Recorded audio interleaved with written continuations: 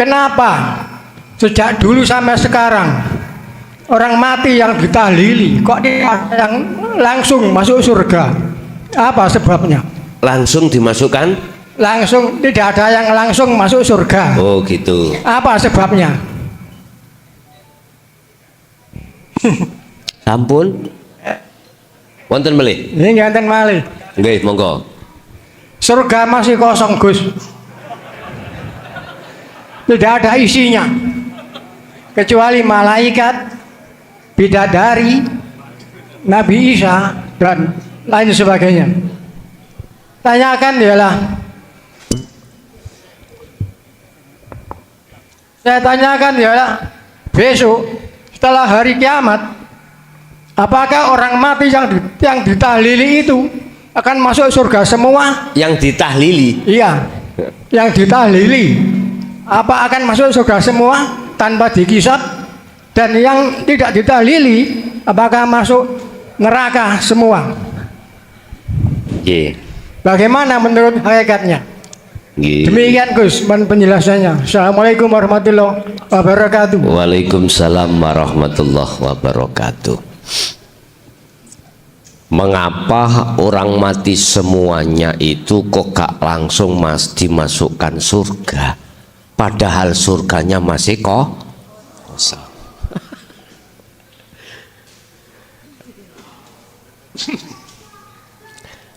Sekarang manakala saya menjawab dari kacamata syariat dulu,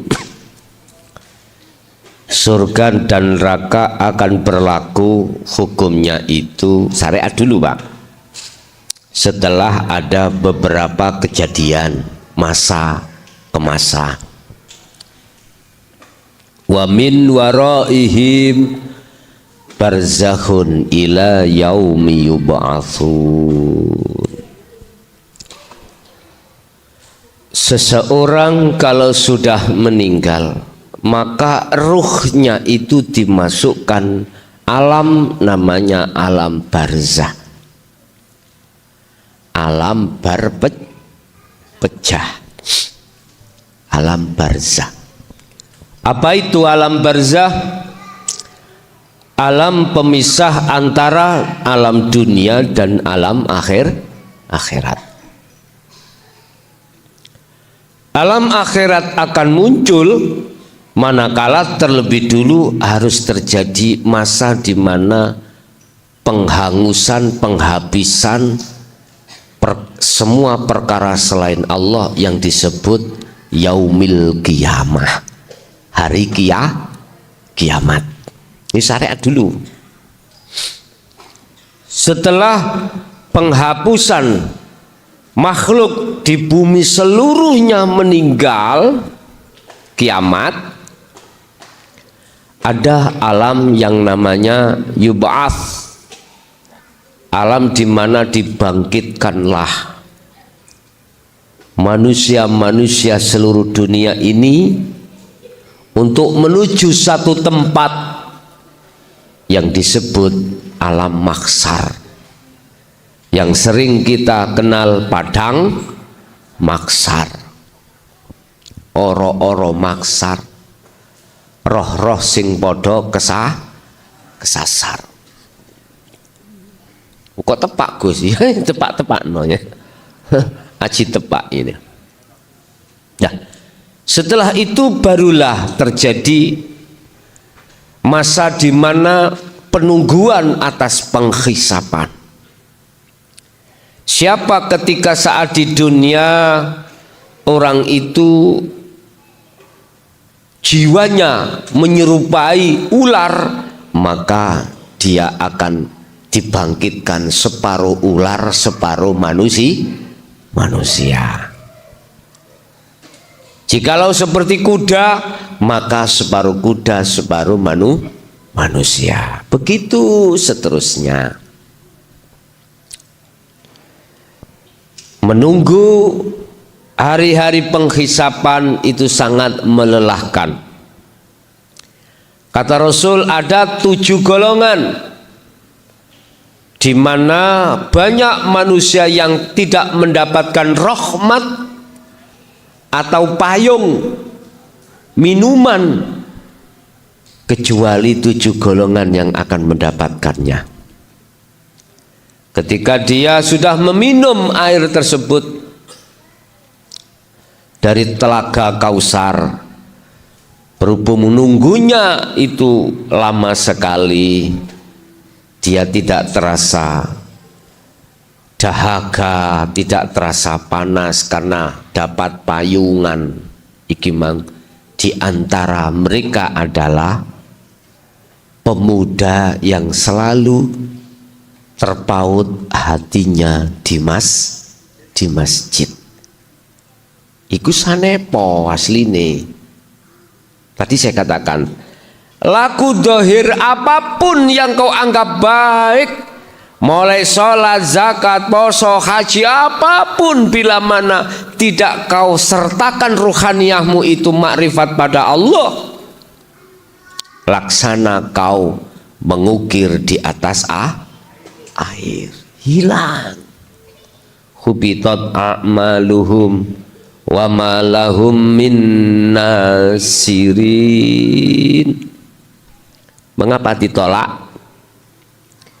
Karena ruhaniyahmu itu menghadapnya tidak terhadap Allah, tidak anikbudullaha, enggak. Arahnya ruhaniyahmu itu anikbudut tauhid. Masih ada perkara selain Allah dalam dirimu. Apa itu berbentuk manusia? Apakah makhluk berbentuk pahala? Makhluk berbentuk surga? Begitu seterusnya. Tidak karena Allah. Bapak Ibu hadirin jamaah rahimakumullah. Setelah penghisapan selesai, maka dilanjutkanlah setiap diri manusia untuk melewati siratal mustaqim. Barang siapa yang tidak bisa sampai pada ujungnya, dia akan terjatuh, dan disitulah neraka menunggu Anda. Barang siapa bisa melewati itu, maka dia akan masuk di surga. Berbagai macam persoalan, Pak, di situ, Pak. Mungkin makolai Mbah Buyut biyen iku bener tapi kurang bener. Gak terus terang. Geduk asali saka telo. Terus siapa? Siapa ya, Pak? Motongan tuh.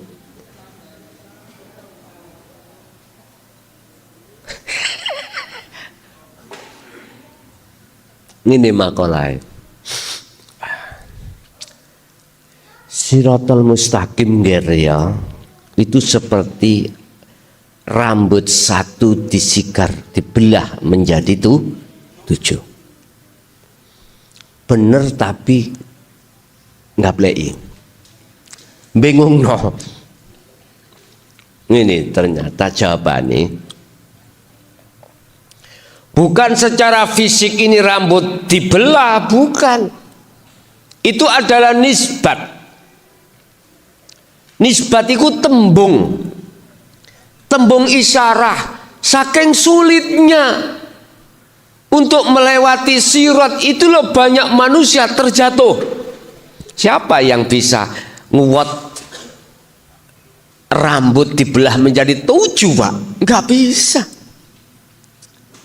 Sebetulnya itu, Pak. Artinya apa? Jangankan kau, sudah jelas-jelas Allah menyapa kita lewat kahanan, mohon maaf, situasi di luar sholat untuk bertemu Allah. Jangankan kau bisa lewat itu, diberikan jalan yang termudah, aspal halus. Lewat sholat itu pun hatimu bertemu genderuwo. Nggih, mboten. Iki umat manusia apa sebabnya? Karena belum bisa melepaskan diri dari sifat basariah tadi, karena menolak ajaran dinul haq. Wis titik, gak kakek cocot.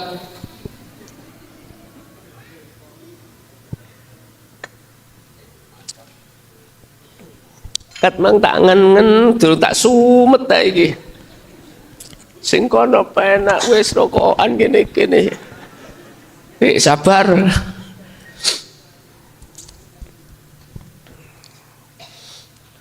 Wong wedok dulu itu orang perempuan nek pilek iku tuku rokok Solo Karang nggih. Tasik wonten lah Solo Karang. Tasik wonten. Di pasar biasa. Kelaras ya, kelorok kelas. Sebab saya dulu punya Mbak Yu namanya Halimah niku. Kula nggih heran. Kakak ipar kula niku rokokan. Mbak Yu kula kok melok rokokan. Tak delok rokokane kaya dawa ngene kaya oncor. Ternyata itu untuk tombol pilek. Pun. Wis iku mang cara syariat. Saiki hakikat. Mengapa tidak langsung dimasukkan ke surga? Kata siapa?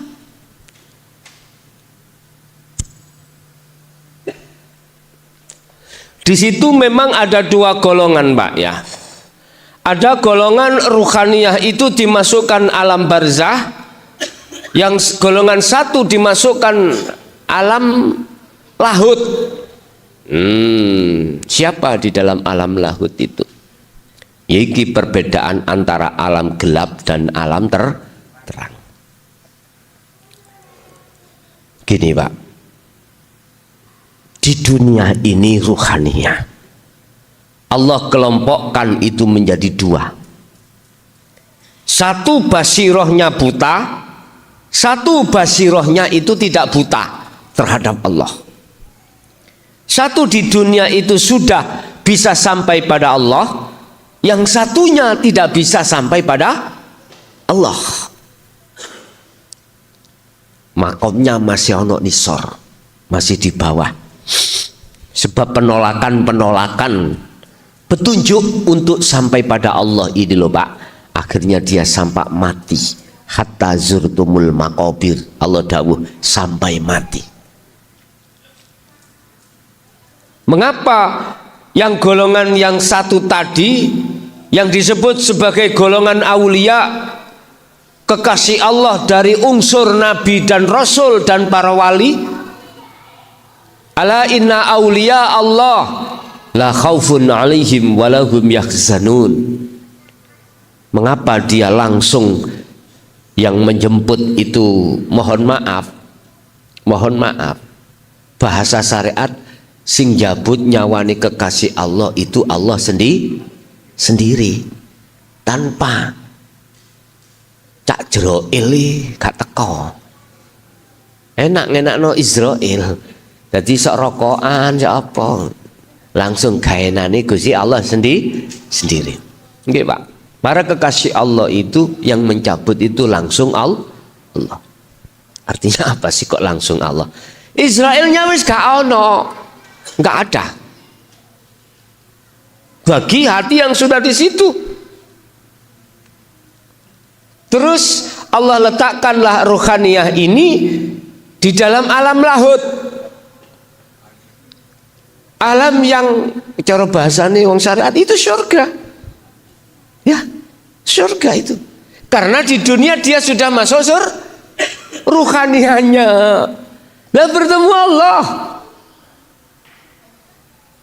Di musyahadah Allah, di rahmat Allah. Yang kedua, dia itu barzahnya di dunia sudah tebal Pak. Apa sih barzah itu? Barzah adalah dinding yang tebal yang membentengi ruhaniyahmu itu sehingga ruhaniyahmu tidak bisa sampai pada Allah. Ketika saat di dunia barzahmu sudah tebal, sudah hancur, ini loh Pak, barzah itu yang kusebut apa sih penghalangnya ruhaniyah pada Allah? Ternyata jawabannya adalah syahwatut dunia. Udah hati sampean sudah tidak kena kebiare kuwi, udah lucu nek Gusti Allah iku nglebokno barzah lagi. Ya lucu sekali. Nggak mungkin itu dilaksanakan. Makanya mengapa dijemput Allah sendiri, dicabut Allah sendiri secara syariat tanpa melewati malaikat Israel, karena tidak mampir terhadap alam barzah. Di situ sudah ada di surga. Di dunia ini jenengan hakikatnya sudah masuk surga rohaniah. Boleh jasmani masa ada di dunia, tapi rohaniah sampai sudah di surga. Buktinya Anda makrifat Allah. Makanya Rasulullah berpesan, maksud sallu kama ra'aitumuni usolli, maksudnya apa? Gini, jadikanlah hukum syariat yang ada pada dirimu menjadi hakikat supaya bisa sampai ke makrifat Allah. Di situ kita setiap saat dan waktu disapa Allah lewat anak kecil, lewat kadang-kadang ya dipisui wong ing dalan, lewat. Kadang-kadang kita disapa Allah lewat orang nagih terhadap kita, kita sumoyo akhirnya dipisui. Nah, begitu. Gusti Allah nyopo. Sampeyan delok Allah belajar Pak kabeh iku wis kudu belajar ngal titik, ngal sedikit. Ini kita di dunia sudah dimasukkan surga, apalagi setelah ruhania ini tinggalkan itu secara totalitas jasmani atau duniawiyah. Sayaquluna alladzina qalu udkhuluha bisalamin aminin. Malaikat keplok, Pak. Tahu keplok? Mengatakan, selamat datang wahai kekasih Allah, tempatmu sudah disediakan. Tidak bertanya merebukkah? Enggak. Sebabnya ketika di dunia Anda sudah tahu hakikatnya Allah, kalau ketemu Allah umpama guyon-guyonan ya.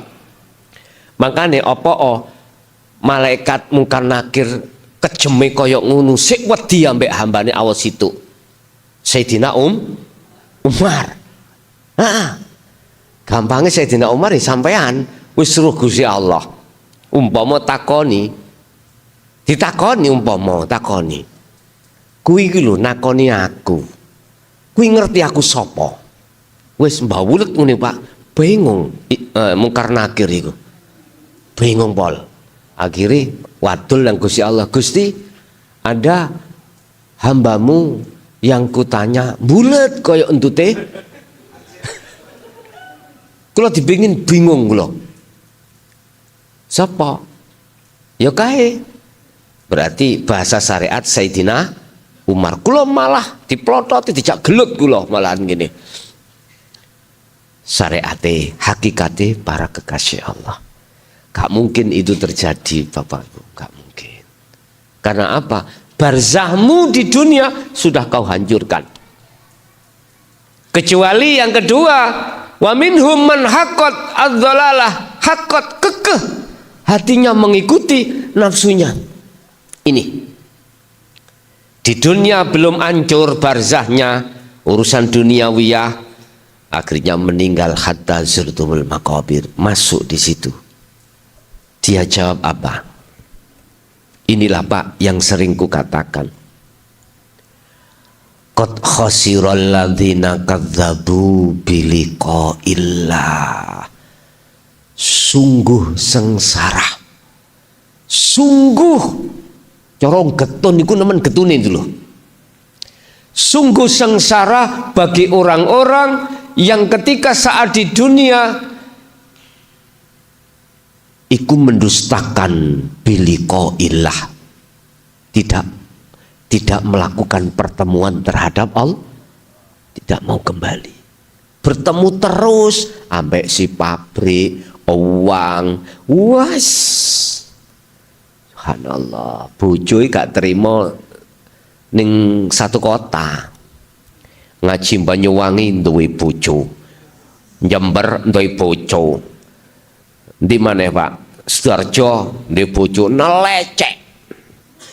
Ya Allah, luar biasa. Akhirnya apa?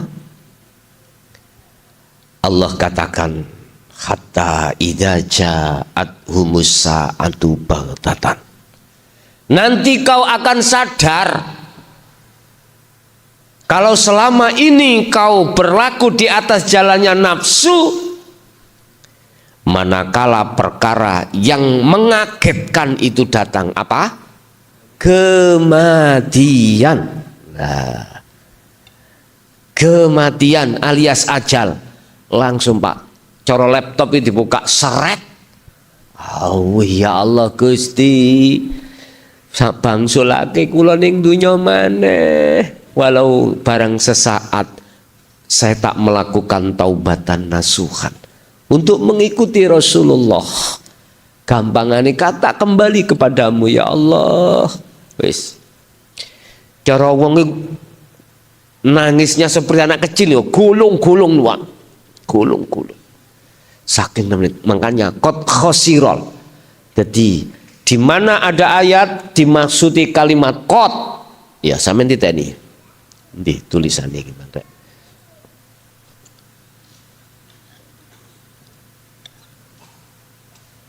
Motoku sing gak ketok ta.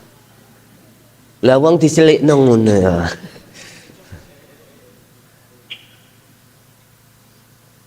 Qad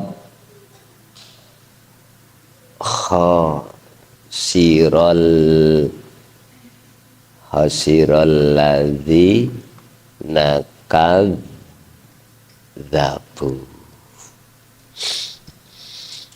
Qad iki di mana ada kalimah sebelumnya dimasuki qad, iku gak main-main Pak, gak main-main.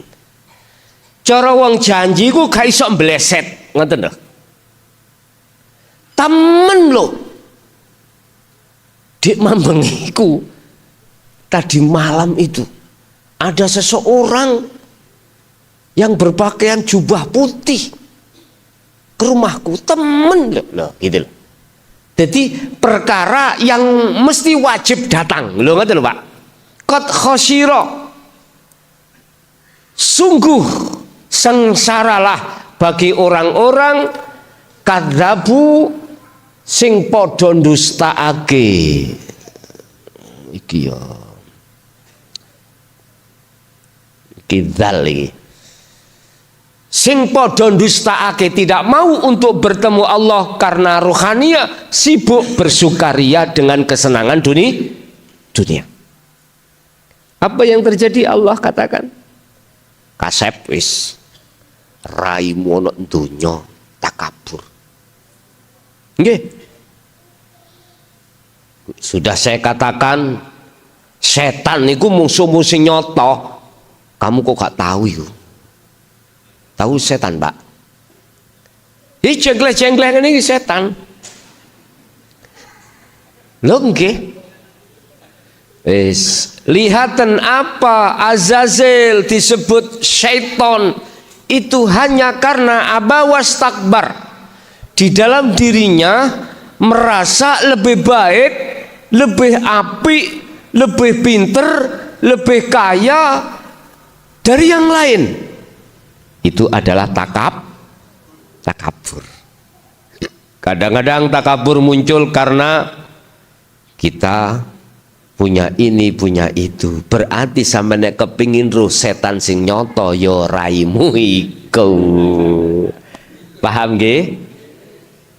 Umpama sampean ngilu kaca benggala, raine sampean gak ketok rai sampean. Jadi kita itu ketok mbuh dadi ula, mbuh apa, seperti itu Pak. Makanya ya Allah, saya punya kakak namanya Khazinatul Asrar dulu. Kakak saya, cuman kakak ipar. Beliau putranya Mbah Syarif Pasuruan yang menikahi Mbak Yu saya. Dia itu kalau masuk masjid Jumatan nangis. Nangis. Nangis. Mengapa? Ditanya. Ternyata kepala orang itu bukan orang. Ada kepala anjing, ada kepala macam-macam. Tapi beliaunya sudah meninggal. Itu kasaf Pak ya. Itu kasaf, judul ma'rifat ya. Itu kasaf. Jadi Gusti Allah membuka mata hatimu, kekasafan makhluk, gaib makhluk kebuka. Akhirnya nyawang wong iki wajahnya itu sesuai dengan sifatnya ruhaniyah. Itu seperti itu. Jadi sifat ruhaniyah kita misalkan serakah misalnya muncul serakah, akhirnya mana hewan yang serakah. Gambari wonten niku ulaika kal an'am balhum adhal. Di situ seperti hayawan, bahkan lebih daripada hayawan. Bapak Ibu, mereka ini sudah tidak bisa dikasih Allah kesempatan. Manakala dikasih kesempatan, ya tetap melakukan seperti awal. Buktinya mana? Kita di dunia ini sudah dikasih wejangan, dikasih ajaran, tuntunan, hidayah. Mengapa dia menolak? Haqqat ad-dhalalah. Dia bersikukuh untuk tidak mau menerima ajaran Rasulullah ini. Dia lebih suka bersukaria dengan kesenangan dunia. Nah ini sudah buktinya. Barulah ini yang akan dimasukkan alam barzah. Terus para syair ada yang berkata, ben malam Jum'ah ahli kubur mulih nang omah. Lah ngoten nggih. Ini Pak, ahli kubur yang sudah dimasukkan alam barzah sampai neseng metu boleh, nggak iso Pak. Keluar dari alam barzah nggak bisa. Kecuali beliau-beliau yang ada di alam lahut, para kekasih Allah itu yang diizini Allah untuk ke ahlinya. Lewatlah mimpi kadang-kadang ya. Lewatlah ketika saat sampai Solo, masuk di situ macam-macam. Baru beliau inilah yang diizini Allah untuk ke ahli-ahlinya. Bapak Ibu hadirin, makanya jangan sampai salah faham. Jadi memang betul surga itu masih kosong, tapi bukan berarti di sana sekarang tidak ada penghuninya, ndak. Dialah penghuninya, baik yang di dunia maupun sudah di akhirat, sudah meninggal. Sebetulnya hakikatnya sudah di situ. Sudah di situ. Cuman merekalah yang masuk dalam golongan wa minhum man hadanallah. Merekalah yang mengikuti hidayah Allah, petunjuk-petunjuk dari Allah. Itu yang pertama. Terus yang kedua, apa mau rek?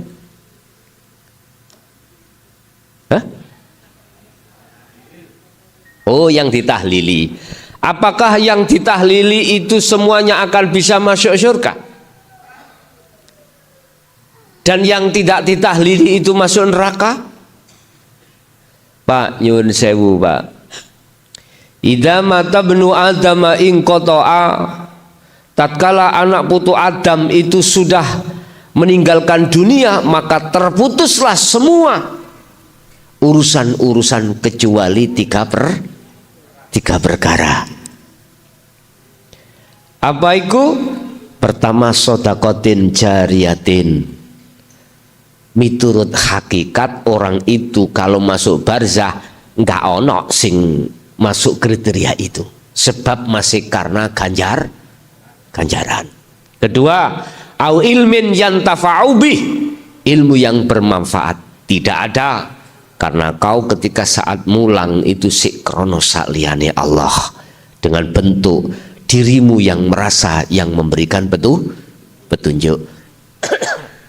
Terakhir, ini awaladin salihin yad'ulah, anak soleh yang selalu mendoakan. Anak yang bagaimana yang dikatakan soleh? Itulah anak yang rohaniah sudah mencapai makrifat pada Allah. Akhirnya berhubung gak makrifat, ngundang tonggo-tonggo nih sing akeh dengan maksud barangkali ada salah satu tetangganya yang makrifat. Aku yakin siapapun Anda, tatkala Anda diperintah, Anda sudah duduknya rohaniah, sudah sampai makrifat pada Allah, ketika berzikir la ilaha illallah secara jahri, pasti rohaniahmu itu menyertakan sirul asrar untuk makrifat Allah. Nah ini mangkane nek ngundang tahlilan ojo situk loro kiwa tengen tok, sak desa iku undangan kabeh. Mun jenenge bejan-bejan, Pak. Sak desa gak ono blas, yaiku geblake embing ya. Begitu, Pak.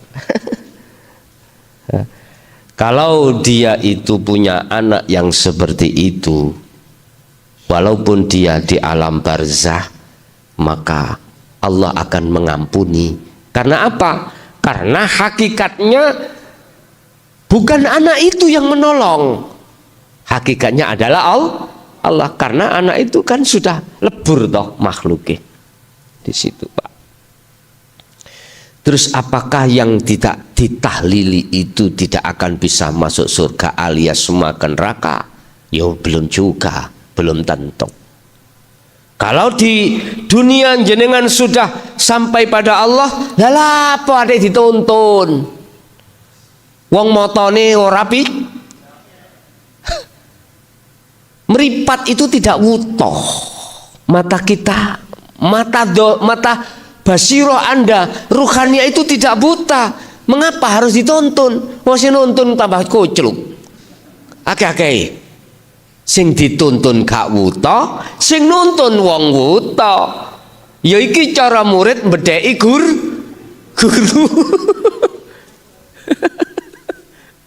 Masyaallah.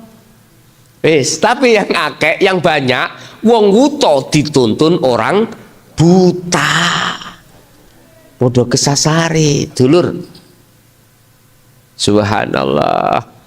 Tidak, maksud saya tidak, walaupun tidak dikirim doa atau tahlil, manakala dia ketika saat di dunia rohaniah sudah dicap Allah sebagai kekasihnya, maka pasti akan masuk, pasti gak ada insya Allah.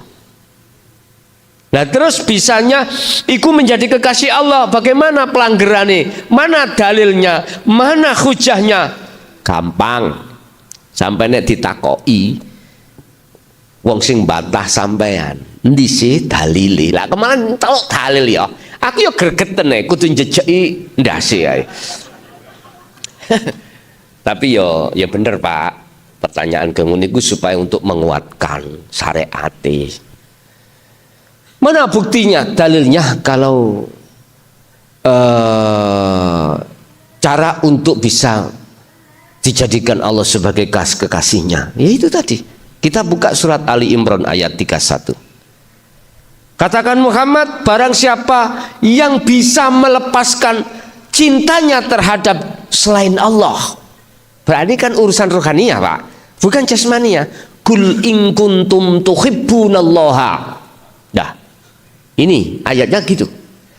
Katakan Muhammad, barang siapa apabila kau cintamu ingin diterima oleh Allah, ingin diterima oleh Allah, ingin diterima. Di situ dibegal dengan ayat fattabi'uni, ikuti aku. Kuwi nek ndelok, kalau melihat Muhammadnya mesti makhluk. Tapi kalau yang melihat siapa sesungguhnya yang dawuh, mesti Allah, berarti kita harus mengikuti Allah.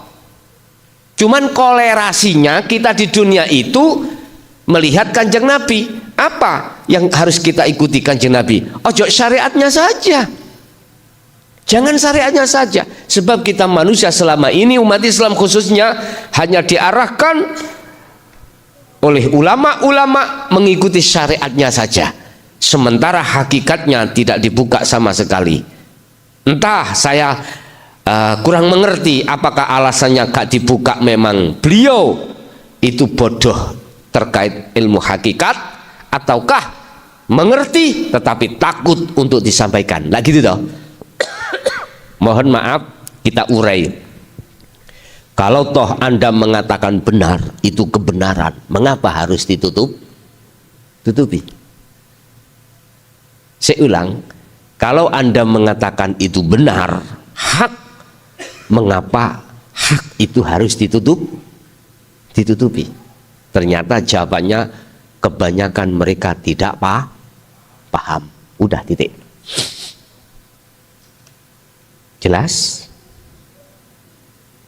Aku gak menuduh, tapi kurang sepaham.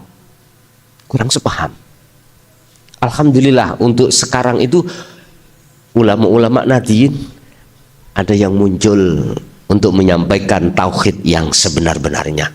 Baru ini agak muncul budal. Bapak Ibu, ketika saat ruhaniyah kita itu masuk di golongan yang nomor 2, sodakoh nggak ada, ilmu nggak ada, anak ya pus, ngerti pus, zong. Terus kita juga ahli kita itu nggak greget untuk melakukan doa-doa pada orang tua. Ya sudah, akhirnya merana. Memang merana. Ya wes, terus no sampai kapan kamu? Mula sebelum datangnya hari itu, sekarang atiullaha wa atiur rasul. Ikutan Rasul sampai hakikat ma'rifatnya.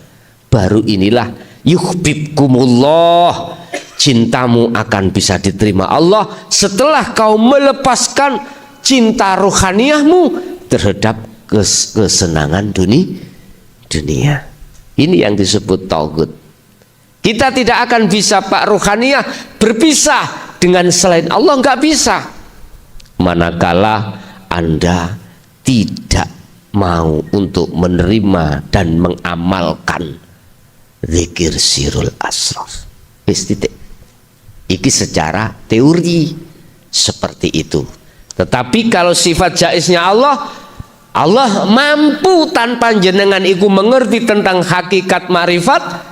Allah kan punya kehendak, punya sifat jaiz, wenang.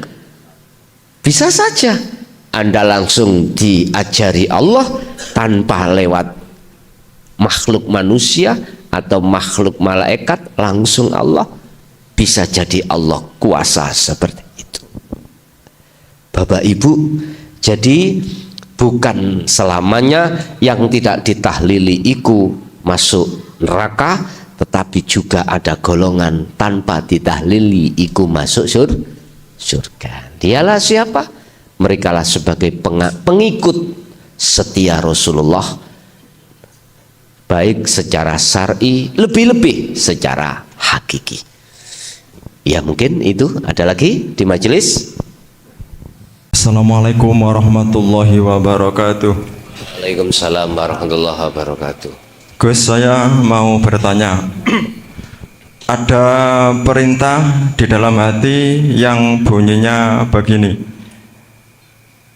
tuntunlah orang-orang terdekatmu, terutama keluargamu, untuk mengenal aku. Mohon penjelasannya. Terima kasih. Assalamualaikum warahmatullahi wabarakatuh. Waalaikumsalam warahmatullahi wabarakatuh. A'rif nafsaka wa auladaka wa azwajaka billah. Faqala Allah Ta'ala ku anfusakum wa ahlikum naro. Satu makalah mengatakan a'rif, ngenalno sira, kenalo sira, nafsaka ing awak dhewe ira. Kenali dirimu. Jikalau kau sudah mengenali dirimu, Lalu seterusnya kita harus mengenalkan terhadap anak dan istrimu. Mengenal terhadap siapa? Billah, pada Allah. Kenalilah dirimu terhadap Allah. Iki masuk dalam hadits qudsi, Pak. Barang siapa yang kenal dirinya, maka betul-betul sungguh dia akan kenal pada Tuhannya. Setelah kau mengenal terhadap Tuhanmu, maka kenalkanlah anak istrimu terhadap Allah. Caranya bagaimana? Sampaikanlah dinul haq ini di tengah keluargamu. Yang ketika menyampaikan dalam kondisi bijak, artinya bijak, nggak boleh kau memaksa, nggak boleh. Harus seperti kau, tidak boleh. Contoh, mohon maaf, andai kata kau itu patuhnya hukum syariat 100%, istri kamu tidak segitu, 50%. Jangan kau paksa istrimu 100% seperti kau dalam hal syariati. Yo, ojo, nggak boleh. Ya, ruhaniyahnya itulah yang kau bimbing untuk mengenal terhadap Allah. Sebab apa? La ikraha fiddin, nggak ada paksaan. Nggak boleh sampean iku mau gini. Kalau kau, hei istriku, nggak mau ikut saya di dinul haq, tak pegat. Lah, akeh sing ngluroni. Habis itu greges dhewe kowe, wah gak cocok nek ngono. Gak cocok nek ngono. Jangan begitu, jangan lantas gampang melempar, jangan. Bimbing dulu, bimbing dulu, bimbing dulu. Binan dulu. 1-2 kali binan. Nek kata Rasul, sampai sedo pun dibina. Kita umatnya meniru 100% Rasulullah. Kalau nggak bisa dibina, yo dibina.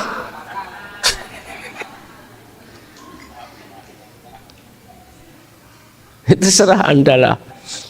Ikut nek Rasulullah sampai sedo, sik dibina mawon, sik dibina.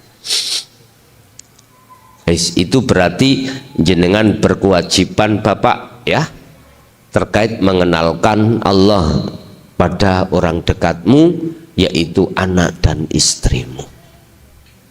Nggak bisa langsung, suruh aja nontoi ning YouTube kuno, beres. Syukur Anda bisa mengarahkan sendiri, malah lebih baik itu. Kalau Qur'ane, jagalah dirimu dan keluargamu dari siksa api neraka. Maksudnya di sini artinya kita diperintahkan ruhaniyah itu berlaku hakikat ma'rifat. Amalia secara fisik dohir batin iki Pak, nyun sewu.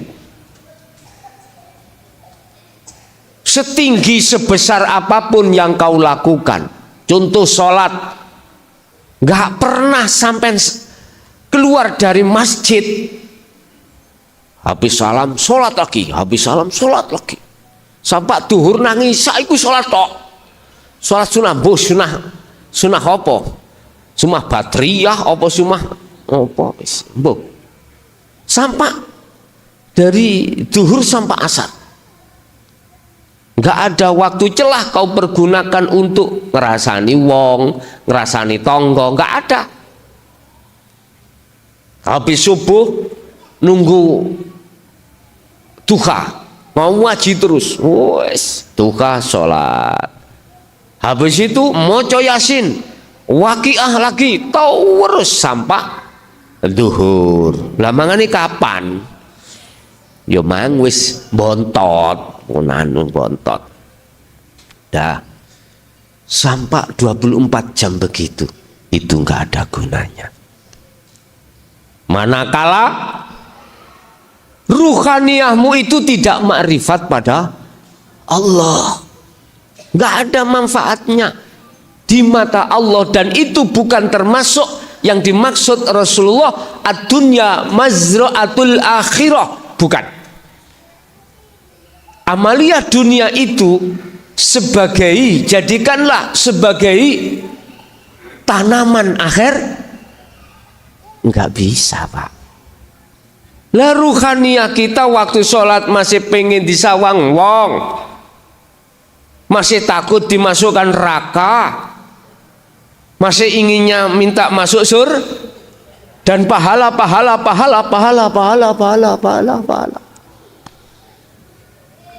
Gak bisa. Amalia yang berbobot, yang terberat adalah satu amalia apapun bentuknya disertai ruhaniyah makrifat pada Allah. Itu ingat, wanita nakal pekerjaannya tiap pagi, siang, sore, malam menjadi penghibur lelaki hidung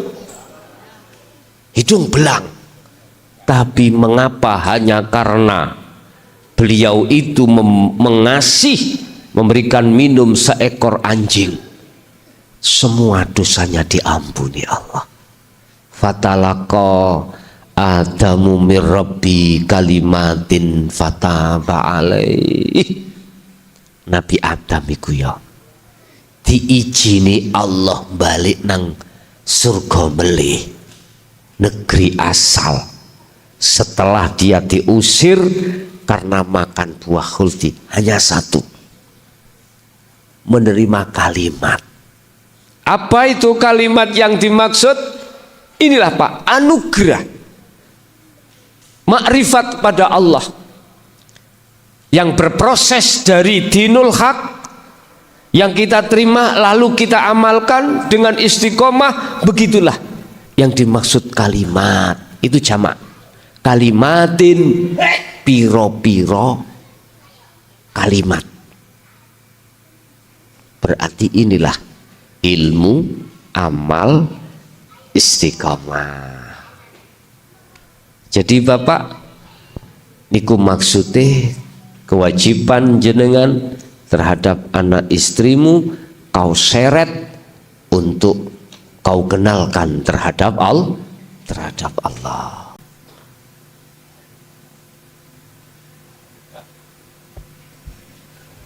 Cukup di majelis?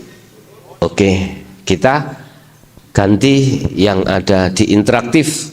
Silakan Bapak Ibu yang mau gabung di nomor 082 141 295 309. Dari Sidoarjo ini bisa kita terima. Assalamualaikum. Waalaikumsalam warahmatullahi wabarakatuh. Ije, Bapak Suroto. Gus, dia laras Gus. Saking nama. Ya, silakan yang ditanyakan Bapak. Kenek serondol teko Pekalongan. Kalah ambek. Halo, Bapak diulangi. Mohon dijelaskan tentang makna ayat Al-Baqarah mulai ayu kalifu nafsan ala usaha sampai terakhir ini. Bapak enggak. Oh iya kan, iki piye? Oh. Halo, assalamualaikum. Waalaikumsalam. Dari mana Bapak? Dari Lombok ini. Jadi dari Lombok. Silakan langsung yang ditanyakan Bapak. Diserondol, kalah mbak sing. Ya silakan Bapak dari Lombok, silakan. Langsung yang ditanyakan Bapak. Yang ingin saya tanyakan, hakikat Lailatul Qadar itu apa? Dan bisakah kita meraihnya? Oke, matur suwun. Didesel mburine, silakan. Dari mana Bapak? Assalamualaikum. Waalaikumsalam. Assalamualaikum. Waalaikumsalam. Dari mana Bapak? Saking Surabaya niki Razo. Langsung yang ditanyakan Pak, langsung saja. Nggih, atose yai. Kumin kan ngantos tak mampu kan istiqomah harian bulan. Pak, kurang Cuman jelas pada Pak, kurang waktu- jelas. Bisa diulang. Batasnya alhamdulillah tak mampu. Ngonten yai. Tasik rutin riadoan. Bapak, Nggih. langsung mawon ini kurang jelas Pak. Yang saya terima audio Bapak kurang jelas. Langsung apa yang ditanyakan? Pokoknya Halo? Assalamualaikum. Oh, ganti. Waalaikumsalam. Dari mana ini Bapak? Nggih, dari Bekasi, Tuti Jailani. Langsung yang ditanyakan Bapak Bekasi. Ibu. Oh, Ibu. Nggih, Ibu. Injih. Inggih. Terus mau nanya, kalau selama kita melakukan zikir, apakah kita harus duduk dengan pakaian yang sopan atau boleh? Nggih, sampun.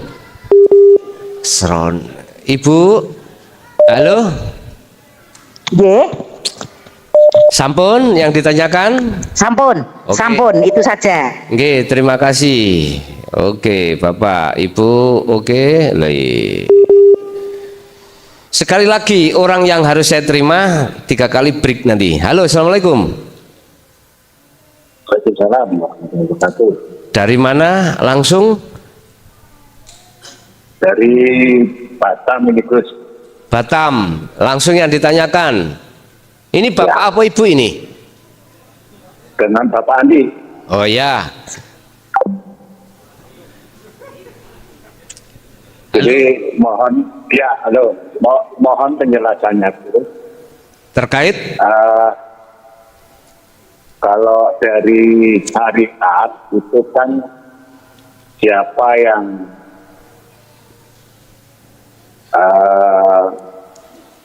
mengikut melaksanakan perintah Allah, maka dia akan dapat pahala. Siapa yang melaksanakan larangan Allah, Siksa. maka dia akan dapat dosa. Ya, Ya, itu dari sisi syariat. betul. Nah, saya akan bergeser ke hukum hakikat. Berangkat dari Yang ditanyakan Bapak? Ya, jadi berangkat dari kata kalimat la ilaha illallah, tiada segala-galanya kecuali Allah. Kemudian berangkat dari la haula wala quwata illa billah, bahwasanya makhluk itu lemah, tidak bisa berbuat apa-apa kecuali daya upaya dari Allah. Kemudian setelah itu hati meyakini bahwasanya segala kejadian apapun peristiwanya, baik itu sifatnya bagus atau jelek, itu semuanya berasal dari Allah. Nah, yang jadi pertanyaan saya itu, kalau sudah demikian, di manakah letak dosa itu? Oke, sampun cekap. Sampun, Oke. tolong penjelasannya. Oke, Assalamualaikum. Wassalamualaikum warahmatullahi wabarakatuh. Waalaikumsalam warahmatullahi wabarakatuh. Break dulu yang telepon. Oke. Yang ingat yang terakhir tadi. Mana letaknya dosa? Mengapa disebut dosa? Sebab apa muncul dosa? Ini berkenaan dengan perkara yang dilarang dan yang diperintah. Perkara yang dilarang dan yang diperintah. diperintah. Apa yang dilarang? Yang dilarang adalah ruhaniyahmu bercinta terhadap selain Allah. Jasadmu lewat akal jatuhnya cinta pada suamimu, silakan. Tapi jatuhnya ruhaniyahmu, jatuhnya iman hanya pada hidup pada suami. Mestinya seperti itu. Tatkala ruhaniyah itu sudah betul-betul duduk di ahad, maka apapun bentuk yang terjadi pada jasmaniyahmu, lah ruhaniyahmu itu duduk di ahad, maka letaknya dosa di mata Allah, itu sudah tidak berlaku. Ini nggak bisa kau terima dengan iman di akal, nggak bisa Pak. Karena iman di akal jatuhnya di syariat itu mengatakan fisik. Contoh imannya terhadap fisik, terhadap makhluk. Contoh. Sopo cah sing ngaji kok Mang Cah? Kok lamis lambene? Misalnya. Karena imanmu jatuhnya di akal lewat sifat basariyah, kau mendelok, melihat makhluknya, akhirnya akalmu dibisiki oleh nafsu, kandhanono rohmu yen iman sing ngaji percaya sing ngaji iku Mister apa? Klakson atau Mr. Bell. Seperti itu. Coba sedikit saja, manakala jatuhnya imanmu itu di dalam hati langsung otomatis ke hidup. Jadi Bapak Ibu, namanya kesalahan, namanya dosa, itu berlaku pada mereka yang belum bisa sampai pada Allah. Bagaimana mungkin dirimu akan dihitopi, wong dirimu sudah tidak ada, tidak melakukan. Makanya sudah saya katakan, jikalau kau ingin bertemu terhadap yang ada, kembalilah asalmu. Asalmu apa? Tidak ada. Maka kembalilah kepada asalmu tidak ada. Kalau kau sudah sampai pada yang tidak ada, maka disitulah akan nyata yang ada. Begitulah. Untuk yang pertama tadi apa? Yang ditanyakan. Ada yang mencatat? Oh iya. Zikir pakai baju apakah harus kita rapi? Sing perempuan ikut damel mukna, pakai mukna, atau yang laki-laki ikut bersarung dan duduknya itu harus tahiyat awal apa tahiyat akhir apa dengan silo bersila. Pak nyun sewu, ojo nggaib masalah sampean, sesuaikan dengan keadaan dirimu. Diri kita ada yang sudah umur swidak, kongon lungguh kaya arek 30 gak kuat, dengkeke kuman dengan berbaring, silakan. Ibu ya tadi ya, Ibu Bekasi sing tak arani lanang mang lho. Ibu Bekasi, tolong, ini perjalanan ruhaniyah. Tapi sayugjanya manakala keadaan jenengan iku ada muknanya, bisa melakukan menghilangkan hadas kecil atau besar, lebih baik. Tapi manakala keadaan jenengan iku mau nyun sewu wong wedok, orang perempuan, kadang ada hudurnya gitu. Head, bukan berarti head itu Anda harus tinggalkan kholwat, enggak. Wong sing berjalan menjalankan perjalanan iku ruhaninya sambil berbaring bisa, nggak apa-apa. Karena head itu menghukumi terhadap jasmanimu. Makanya nggak boleh sholat secara syariat, nggak boleh baca Quran, ya juga nggak boleh. apalagi sholat.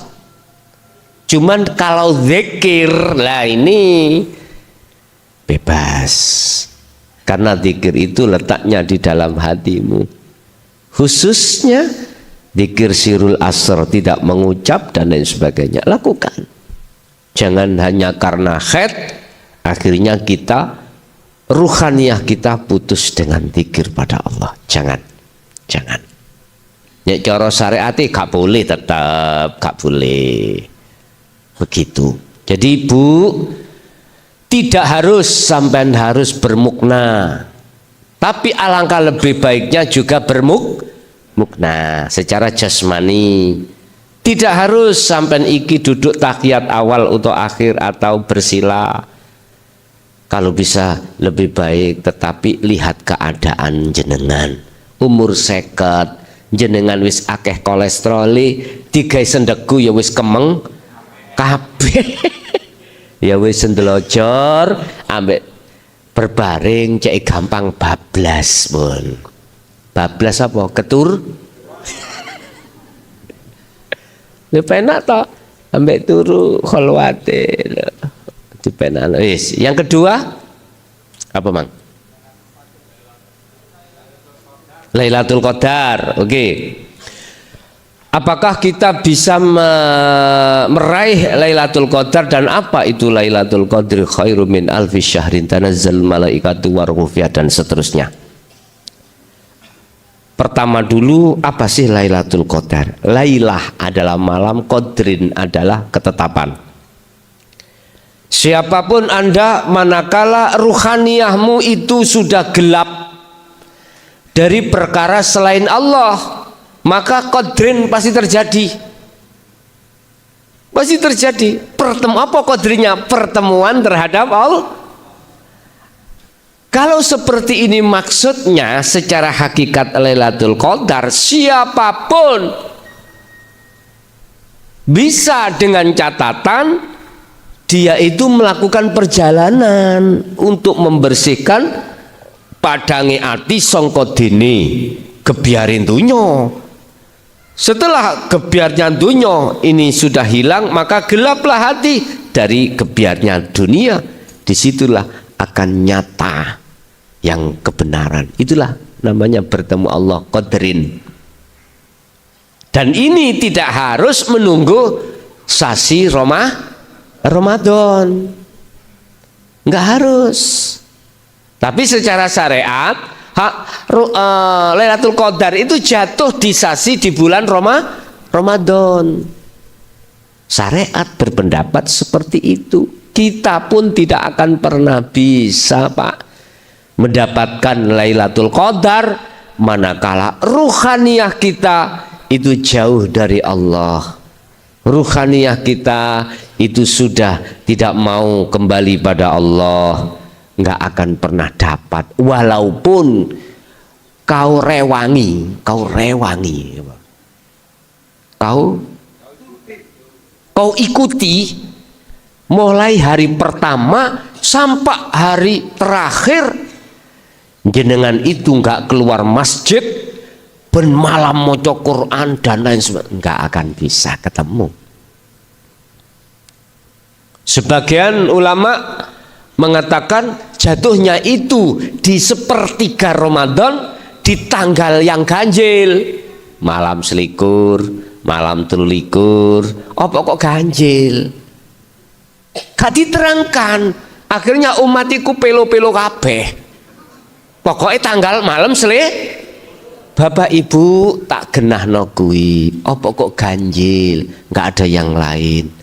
Allah itu esa tunggal. Itu loh maksudnya itu. Cuman gak diterangkan alasnya bagaimana. Kita boleh berpedoman tanggal malam itu. Kita nggak akan pernah bisa ke akad, Pak, manakala kita masih menyekutukan Allah. Lihat apa persyaratan, dua persyaratan yang harus dibawa oleh si salik manakala ingin bertemu Allah. Yang kedua, wala yusyrik bi ibadati rabbi ahada. Jangan sekali-kali ketika Anda zikir utawa solo utawa kholwat, dirimu masih berada merasa melakukan. Jangan. Sere kuwi. Lepasen dirimu. Lepasen. Wala yusyrik. Jangan pernah kau menyekutukan Allah. Ketika saat kau beribadah, ketika saat kau suluk, ketika saat kau kholwat, zikir, dirimu merasa yang melakukan. Jangan. Lepasen. Setelah ini kau lepas, baru akan muncul dengan sendirinya dirimu siapa? Akhirnya ganti diriku. Allah Subhanahu wa ta'ala. Begitulah. Akhirnya sampailah pada ahad. Begitu. Oke? Dibuka maneh satu fase 3 penanya. Silakan di 082 141 295 309 yang ingin gabung silakan.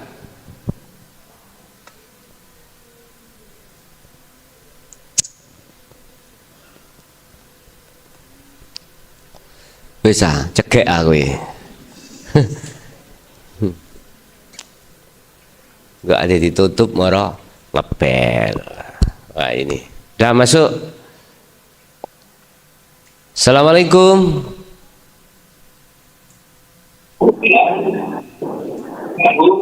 Halo, dari mana? Halo, assalamualaikum. Waalaikumsalam. Langsung Bapak dari mana dan langsung apa pertanyaannya? Begini Gus, ketika seseorang itu musyahadah tanpa melewati alam Bapak mukasyafah, dari itu prosesnya mana? seperti apa, Halo, Gus? tolong perkenalkan Bapak dari mana? Halo, assalamualaikum. Bapak Dari dari Bekasi. mana? Dari Bekasi Gus.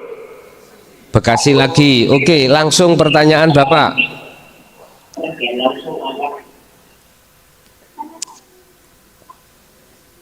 Iki jamaah iki, kelompok iki. Bapak.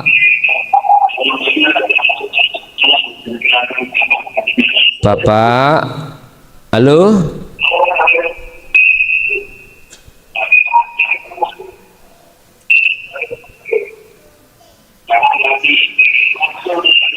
Ya. Pak, kurang jelas Bapak.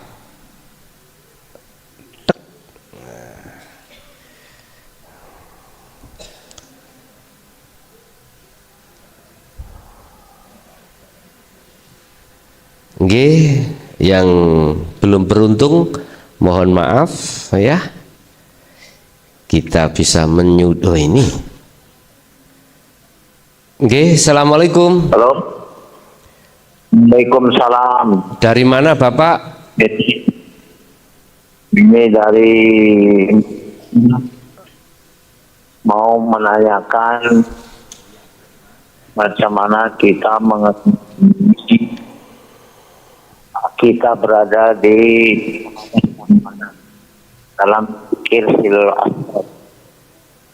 Itu saja Pak Yai. Bapak dari mana?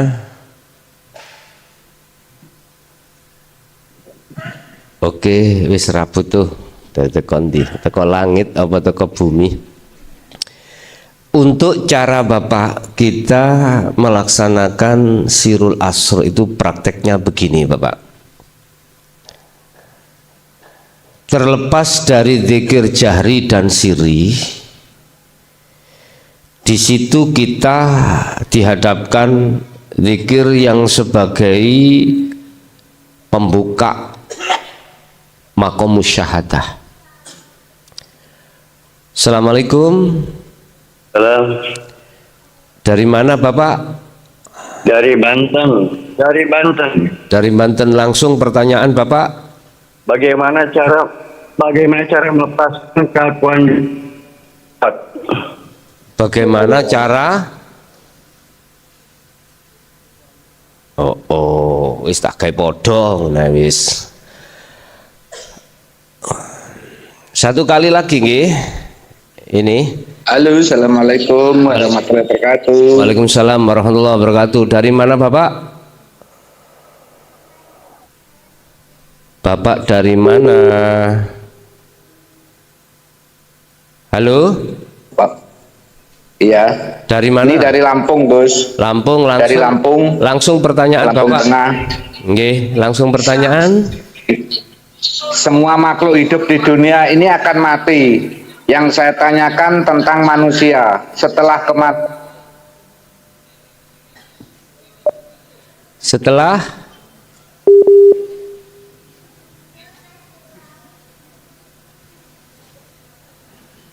yang berkehendak adalah Allah. Sekali lagi, setelah kematian, apakah ada bedanya? Kalau memang ada bedanya, di mana wujud akadnya? Terima kasih, Gus. Assalamualaikum warahmatullahi wabarakatuh. Waalaikumsalam warahmatullahi wabarakatuh. Catatan. Ya, halo, assalamualaikum. Waalaikumsalam. Langsung pertanyaan.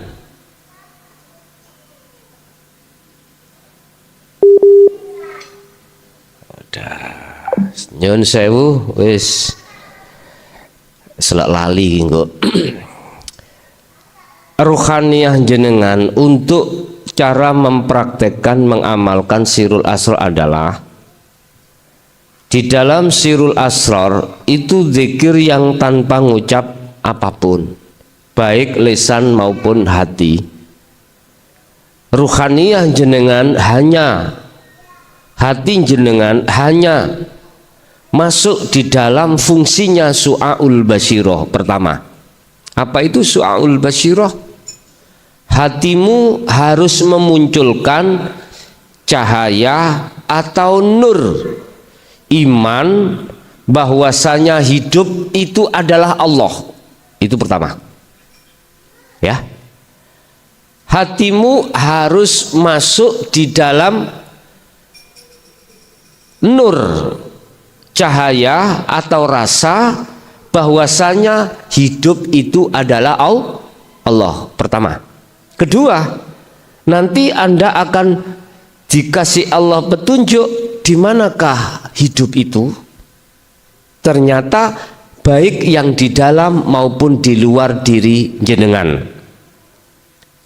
Kalau sudah begitu, maka tinggal jenengan ini hanya menyatakan bahwasanya tidak ada lain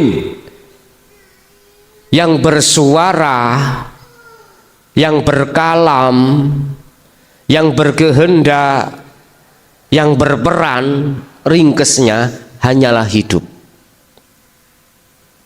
Rasakan itu semuanya, baik yang terjadi pada dirimu maupun di luar dirimu. Ini yang kami maksud adalah muraqabah. Inilah yang dimaksud Rasulullah tentang ihsan. Anta budallaha ka'annaka taroh, seakan-akan kau bisa melihat Allah. Yang melihat itu adalah ruhaniyahmu, basirahmu, dengan bentuk ada iman, yakin kalau ini Allah, seakan-akan. Biar tidak seakan-akan, lanjutkan terus, akhirnya Anda akan dimasukkan Allah di ainul basirah. Artinya bertemu. Yang melihat sudah bertemu yang dilihat, yang bersaksi sudah bertemu yang disaksikan. Artinya antara yang melihat dan yang dilihat, yang disaksikan dan yang menyaksikan dan yang disaksikan itu satu pelaku. Siapa? Hidup. Akhirnya hakul basiro menyatakan aku iki Allah. Hidup itu yang mengatakan aku iki Allah. Innani anallah la ilaha illa ana, tidak ada Tuhan kecuali aku. Oleh sebab itu fa'budni, terus istiqomah kau di dalamnya. Wa aqimis shalah lidzikri, aqimis shalah lidzikri. Opo aktivitas dohir iki mau lidzikri, jadikan untuk ingat kepada Allah. Artinya ruhaniyah tetap dalam musyahadah Allah. Itu maksudnya. Ini cara untuk mempraktekkan sirul asrar sampai ke fana'ud dzikri. Yang kedua terkait masalah apa tadi? Pertanyaan yang kedua tadi loh Pak. Masalah bila mana seluruh selain Allah itu dihancurkan, maka disitulah tinggal satu yang hidup, yaitu Allah. Ini maksudnya begini Pak. Ketika kita di dunia ini, jasmani masih di dunia ini, harus mengalami kiamat sughra. Kiamat sughra, kiamat kecil-kecilan. Artinya apa yang di dalam hati kita berbentuk selain Allah harus kita kiamatkan, harus kita habiskan, harus kita tiadakan, harus kita fanakan. Inilah ketika saat proses penghancuran barzah atau selain Allah, ini namanya kiamat sudah. Kalau sudah semuanya hilang, termasuk aran nama ruh yang tadinya bersaksi itu sudah fana, berarti inilah awal kebangkitan ruhaniyah untuk kembali pada Allah. Bagi ruhaniyah yang sudah sampai di sini, ruhaniyah kan membuat nenten Pak, ya sudah tidak ada toh. Bagaimana akan menghukumi sesuatu yang tidak ada? Nggak bisa toh, nggak bisa. Artinya gini,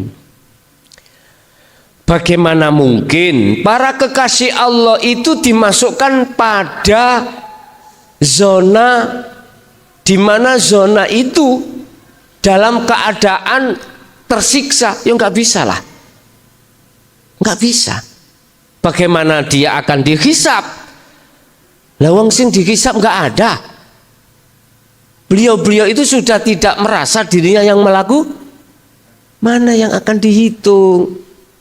Mosok sih Gusti Allah hitung-hitungan sampai Gusti Allah ya rata. Yang terhisap adalah golongan-golongan yang wa minhum man haqqat adz-dzalalah. Merekalah yang masih merasa dirinya yang melakukan. Saya ulangi, aku ini ada di sini. Lihatlah aku.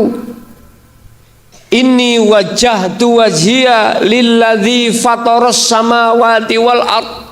Arahkanlah wajahmu ing wajahe lilladzi hidup fataras samawat, yang menguasai semua apa perkara yang ada di langit, wal ardi, dan perkara yang ada di bumi. Apapun yang dihadapkan kui di depan kita itu, Allah itu ngaton. Tahu ngaton? Apa ngaton? Menampakkan keaslian beliau. Oleh karena banyak manusia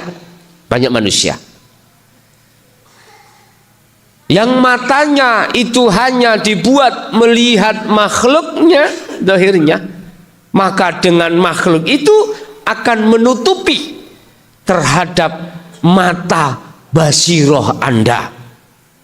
Akhirnya ruhaniyah muncul satu iman yang berperan adalah makhluk. Gampang ya? Ngomong. Iya. Tapi iki keangger orang lo ya. Bisa pahami keangger orang bisa nerima. Kecuali mereka yang dipilih. Iya. Nanti selangkah lagi kita harus mengamalkan. Baru disitulah mudahnya perkara apa yang diucapkan di dalam sistem. Fahal audaka, fahal awadaka illa hasanan ila akhirih. Eta Semuanya apa yang diberikan Allah karunia cili itu kan songko Allah, itu kan dari Allah lah gitu dah. Terus lantas mengapa kita itu tidak mau masuk di dalamnya untuk memperoleh karunia yang terbesar? Inilah syariat yang dihadapkan kita di dalam hukumnya itu karunia. Mengapa kita tidak masuk di dalamnya lebih ke dalam sehingga bisa bertemu hakikatnya? Bahasa kacang, Pak, kulit itu karunia. Mengapa kita tidak mau ke dalam supaya mendapatkan isi? Kok bisa kulit itu sebagai karunia cilik? Iya, untuk menutupi isi itu. Cekak dipangan codot. Lu di situ. Iku bahasa proses, Pak. Berbahagialah mereka yang meneruskan perjalanan untuk mendapatkan karunia yang terbesar setelah melewati karunia yang kecil. Laksana, Pak, aku punya mobil, kunci saya bawa, tak kontak, muni persneleng belum saya masukkan. Kita bersyariat tanpa hakikat itu laksana sudah diunikan, bunyikan, tidak kita masukkan persneleng. Gasen sampai medet, ya mak ngereng tok. Panas, ya mesti hatimu panas. Allah ya Karim. Kayak ono asi, cek gak panas. Kau ingin sampai pada tujuanmu di mana? Surabaya. Oke. Lah persneleng kamu tidak kau masukkan. Bagaimana mungkin kau bisa sampai ke Surabaya? Enggak, secara teori gasnya digedno kok. Ya coba. Jejekan sampai apa lah? Hanya gereng saja. Mak ngeten. Wes. Lanjut. Yang sudah tahu masukkan persnelengnya. Artinya kita memasukkan ya jangan ngawur. Kaitan langsung limo, cerak, baudal, ngerusak, Pak. Mestinya dari angka 1. Angka 1 masuk, gas keseimbangan dengan koplin masuk, lepaslah koplin, masukkan lagi, masukkan lagi. Itu artinya, Pak, kita sampai kemakrifatan itu secara ilmiah datangnya tidak bim salah bim. Aduh songkok Ponorogo ke sini, Jakarta ke sini, dan lain sebagainya. Dan atau enak-enak iklan sampai bojo nyetel HP, ikut streaming. Lah bojone wis kadung ngenteni, diabaikan. Ini aku masih penting, Dek, sih penting. Nanti setelah itu dipedhotho iya wek bojone. Bos sudah selesai mengkur.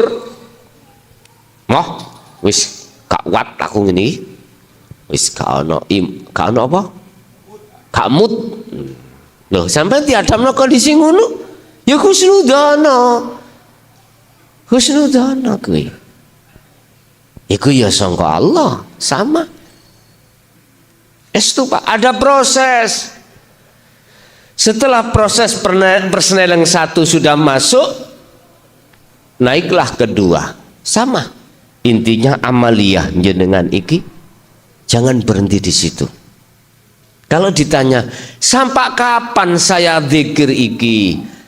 Ya Allah, sampai kapan saya kholwat ini?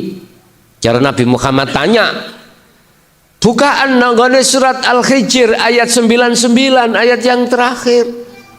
Sampai mati. Sampai mati. Kita berkholwat di dunia ini sampai kita dipisah antara ruh dengan jasad. Tapi dialah orang-orang yang berbahagia karena sudah persnelengnya dimasukkan. Udah sampailah ke Surabaya. Bapak Ibu hadirin jamaah rahimakumullah. Jadi kita akan bisa meletakkan hati husnudzon terhadap Allah manakala kita sudah mendapatkan anugerah. Kalau belum bisa kalau belum mendapatkan anugerah yang tertinggi, maka jangan harap kita akan bisa husnudzon. Isinya mesti ngamuk-ngamuk. Logikane mobil sudah kau setat, tapi tidak kau masukkan itu persneleng, ya gak mungkin bisa jalan. Kau tekan gasnya setinggi apapun, tidak akan pernah jalan. Makanya saya nasihati saudaraku baik yang ada di syariat dan thariqah, tolong sekali lagi raih sirul asr dan laksanakan. Di aurat-auratmu itu pasti akan bisa sampai.